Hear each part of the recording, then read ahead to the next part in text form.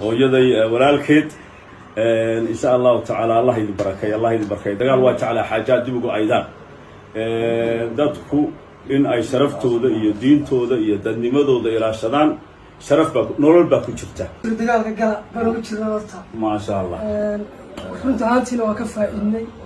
oo magaranaysa deegaankii xor ah dadkii xor ah awal hore way iska dhiman lahaayeen alxamdulillah intaas ka faa'iidnay ma sha Allah waraagada aad baa u mahadsantahay maanta salaam baan kugu nimi ma sha Allah dadka u sheegnaa anta waalidku ahay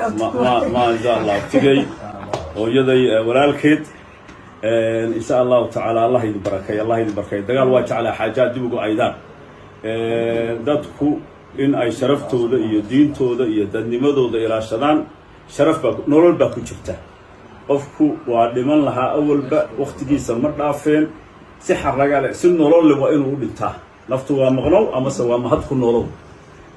qofku waa inuu nool yahay si sharaf leh u nool yahay ama waa inuu dhintaa labada wax u dhaxeeya ma jiraan marka alxamdulillah idinku nabad yeelo insha Allah intii dhimatayna Allah u naxariisto